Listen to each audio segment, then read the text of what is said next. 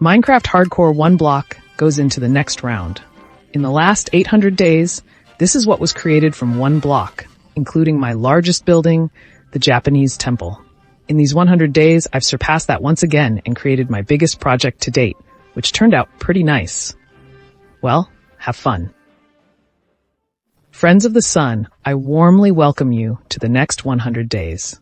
I started the 801 day by greeting my animals, where I had actually wanted to do something with my skeleton horses and zombie horses for a long time. Since my new island with the Japanese temple was now in place, I decided to transport the cow horses there, for which I built a small path and then rode over with one horse after the other. There I put everyone on a leash, and so my temple island was a little more lively. I then dismantled the path again and crafted a few end crystals with which I revived the Ender Dragon. I did this because I want to transform the ending in this episode, and I would like to have all the final transit portals open beforehand. So I fought the urge to end twice, and then climbed up to check how many of the portals I had actually opened. So far, there have only been 5 of them. So I crafted more 20 end crystals, with which I defeated Enderdrang the 6th, 7th, 8th, 9th, and 10th times. So I now had a total of 10 of these end city portals open, which was exactly half. Then I grabbed a few more Gartiers for later on a quick wave. On the evening of the 803 day, I checked all my spawn eggs, and for which ones I still had to build a cage at my zoo. I sorted them out and finally decided on 7 more mobs, for which I now wanted to build the cage. But first I prepared a few things for construction, but then the expansion of the zoo could begin.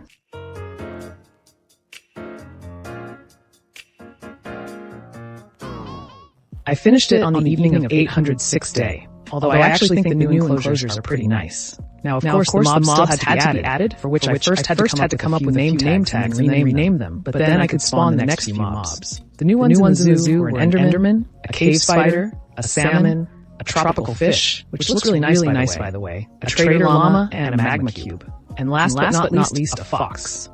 When I then looked at everyone again, a fire broke out at the trader llama, which I tried with all my might to put out, but unfortunately, the llama burned up in front of my eyes. Yeah, that was pretty annoying. I built the lava spot in the magma cube cage a block away from the wood and repaired the trader llama cage again. So the next time I see a wandering trader with his llama, I'll have to lock one of them up here because I don't have any of them anymore. Because spawn egg. Well, now I wanted to continue a little with my island city. I also wanted to transform it into a beautiful, round island. Until now, it was just a flat square. So over the next few days, I tried to make it a little rounder, which more or less worked. I couldn't make them so nice and round on the 2 back edges because the island is built up almost to the corner. I still rounded it off a little, but it will only be exciting when I build the substructure of the island. But I didn't feel like doing that right now, so I dismantled the ugly stone path that was here, and then removed this wooden path where my old cobblestone used to be farm stood. After a long time, I collected all my wool products, of which I had already accumulated a huge amount. This is what I've wanted to continue with my pixel art for what feels like forever now, which is where I spent the next few days doing it.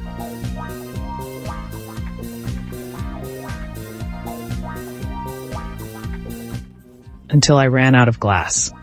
To do this, I stood by my sand tuber for a quarter of an hour and then packed it into my super smelter. But that would have eaten a lot of coal, and since I didn't want to use it up completely, I went into the nether a few times, got lava buckets, and used some of them as fuel. So while the whole glass was melting, I built the whole glass at the same time using my pixel art, which I think you can really see now. Can it be SpongeBob? And not only can you be so creative in Minecraft, but also in Filmora, one of the best video editing programs there is. But I can't cut it all. But you can quickly learn this with Wondershare Filmora 13. If you're a beginner and want to make videos, then the user-friendly interface is perfect for you, and you'll find your way around quickly. One of the most important new functions is the Enhance Keyframe function. Not only can you change the position or zoom, but the keyframes now also work on filters, color corrections, and text. But what's also really cool is the Draw Mask tool. You want to cut this villager out? No problem. Just draw the edges with this tool, and you'll just have the villager, which you can now do whatever you want with. There are also an incredible number of templates and resources for you, And if you don't know what to do, you can simply ask the AI Filmora co-pilot. He always has the right answer for you. There is currently a really big Black Friday discount where you can get the licenses even cheaper. So download Filmora for free, test it out, and write me your favorite functions in the comments using hashtag Filmora. Thank you for your support, and thank you to Filmora for your cooperation. On the 816 day, I dared to put together a few strength potions for the remaining Ender Dragon fights, and then I got the last few gas tiers in the Nether. So with 9 strength potions and 40 end crystals, I made my way to the end, where I would be busy with the Ender Dragon for the next while. As time went on, I defeated him faster and faster, also because I easily destroyed the end crystals in one flight. So I defeated the Ender Dragon an 11th, a 12th, a 13th, a 14th, a 15th, a 16th, a 17th, an 18th, and a 19th time. The 20 time was supposed to be the very last time that I fought against the Ender Dragon. So I really enjoyed the fight more consciously and collected a few bottles of dragon breath. Then the time had come, and I saw the Ender Dragon one last time.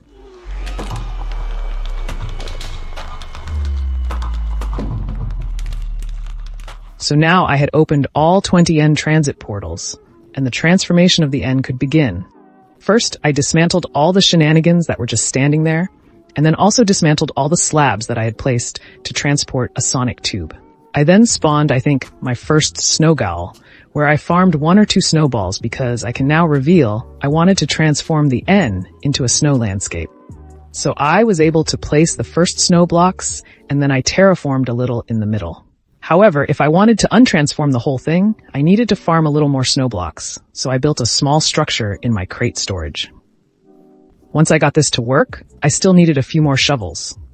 I snacked on these shortly before my Japanese temple, then put Unbreaking 3 and Mending on each one, and farmed for the next 70 minutes just snowballs. At the same time, I always crafted them into snow blocks because the warehouse was full relatively quickly. The end result was 2 accidentally broken diamond shovels and almost 3 full boxes of snow blocks.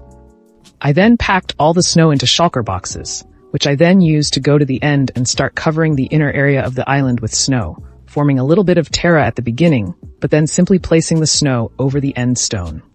But I didn't get too far with the snow. I would need a lot more snow blocks for the whole ending. So I repaired my diamond shovels, upgraded them all to netherite so that I could farm with them longer, and then briefly rebuilt the snowman arm stations so that it would work. The snow golem simply died from the rain. Well, from now on, I know that snow golems are not allowed to get rain under any circumstances. And so I spawned the next one, where I farmed snowballs for the next hour until all the shovels were broken. And yes, unfortunately, a netherite shovel was completely broken. I then repaired them all on my pigment P arm, where for the first time it simply started to lag excessively because of the many XP balls, and I then simply finished repairing my blades on the bedrock ceiling. I found that quite funny. Well, we continued with 50 minutes of snow farming, with the entire shulker boxes being the entire yield. So with those in the pastry, I headed to the end, where I continued the transformation. For a full hour and a half, I placed as much snow as I could, and I really made a lot of progress. Now there wasn't much left, although there was still a lot of snow that I wanted to cover here.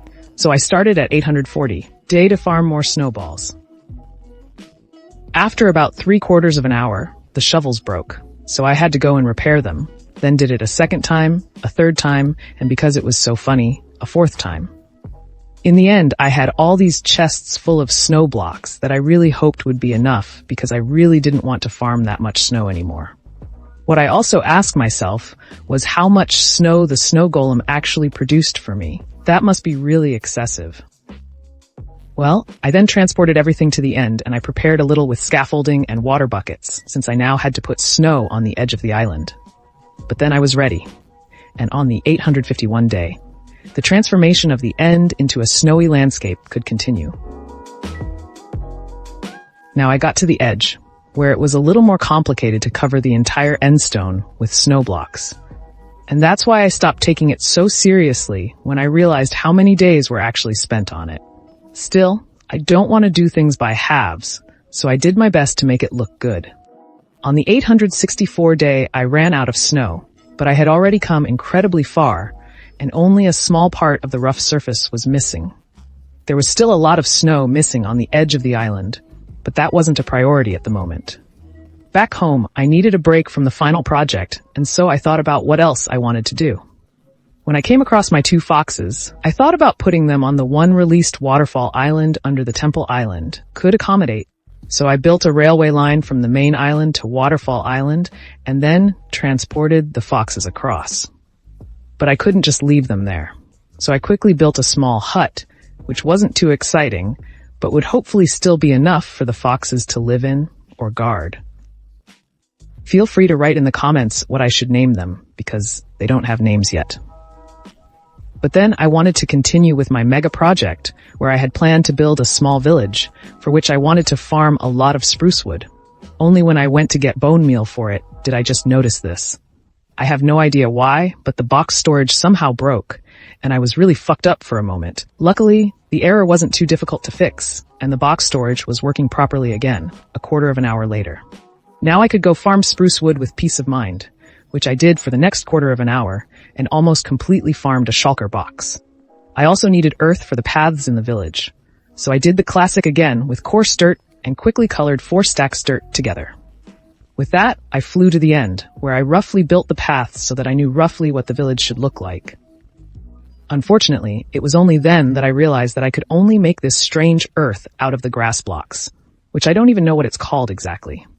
Yes, that was pretty annoying to only check afterwards. Well, I duplicated a lot of soil again, and then added blocks of grass so that they could spread out over time.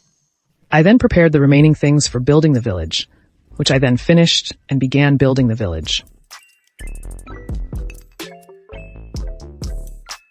At some point, I actually ran out of wood, so I took a short break at the wood farm again, where I was able to run again with a total of almost 20 stacks. In the end, I was able to finish the village. That looked pretty okay. Of course, the village also needed protection from intruders, or here in the end, actually only Endermen. That's why I wanted to build a city wall, and tried out a little to see what it could look like. When the final product looked like this, I was actually pretty happy with it. But I didn't have enough spruce wood for the entire city wall, so I repaired my things briefly and then farmed until 879, a whole shulker box full in the evening. Then the construction of the wall could finally begin.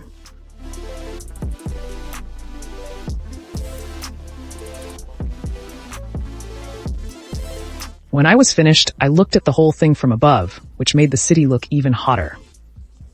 I then briefly farmed a little snow, which I actually wanted to use to illuminate the city a bit. But on the one hand, I accidentally spawned a snow golem with the glowing pumpkin, and on the other hand, I couldn't cover a light block, in this case the shroom light, with snow, because otherwise the glow effect would be lost. Well, I had imagined it differently, but I just placed the shroom lights randomly on the floor. Now the city was a little more illuminated, and I then noticed that I still had to cover a little bit of the end with snow. So I wanted to tackle it now, and so I repaired all my shovels, and then stood by the snow golem one last time for half an hour, and used them to color 1.5 double boxes of snow blocks. With that, I went back to the end, where I covered the last superficial part of the end with snow. It still didn't cover the outer edges, but I think I've placed more than enough snow now. It definitely looks pretty nice, I have to say. But the city was still not completely finished. One thing that cannot be missing in a city is its residents. So I dragged one villager after another into the end, or rather I tried, because it wasn't all that easy. In the end, I built a railway line into the village, and then had the villagers drive over where I could just see it. I have no idea how it works, but it sure looks fun. Well, I then placed beds in the houses, where I accidentally right-clicked twice, which just completely frightened me, because I had completely forgotten that the beds end up exploding. Yes, the whole house burned down, and I didn't feel great. Anyway, I brought more villagers to the end, and then to their new homes, where I also placed beds in all the remaining houses. On the 887 day, I quickly rebuilt the exploded house, which hopefully won't be blown up again now. Then I snacked on all the grass blocks, which I then used to build the paths in the snow city. Then I placed a little snow on all the roofs to make it look a little better. At the end, I also placed a few snow goals that always shoot at Endermen, and so they always have to teleport away. So long that they are outside the city walls. Now I was finally finished with the next mega project. The Winter Village was final, and I was more than satisfied.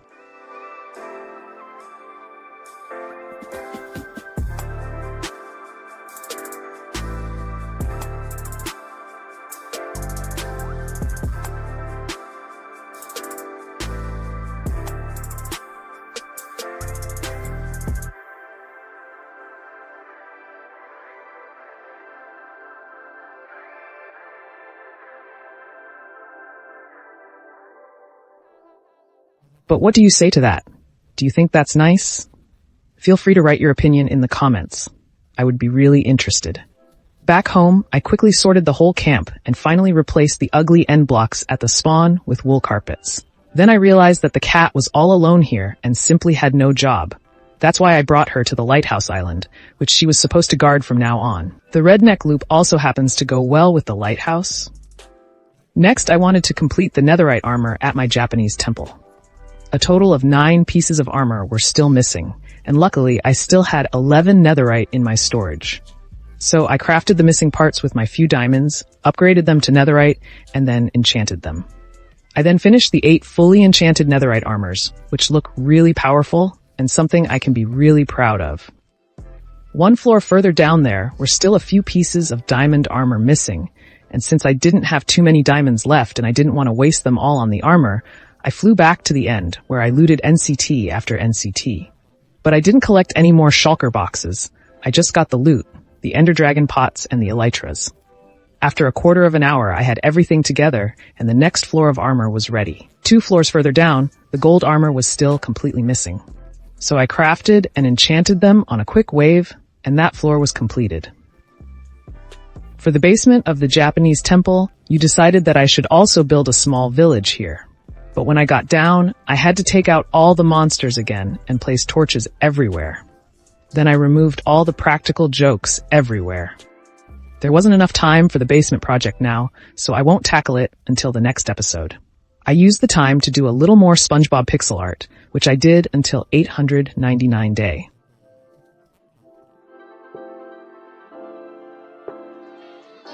Until I ran out of glass again. So I stood at the sand duper for a few minutes, let everything melt, got a lot of lava buckets as fuel, and installed all the glass at the same time. And if you're wondering why I'm actually using all the glass, I don't want all of the wool to simply burn when lightning strikes, and half of SpongeBob will simply disappear again. Well, it was already 900 day, and I briefly collected a few pharmaceutical certificates, of which, as always, a lot had been collected. But then night fell, and the 900 day came to an end. That was it. I survived 900 days in Minecraft Hardcore 1 block without dying,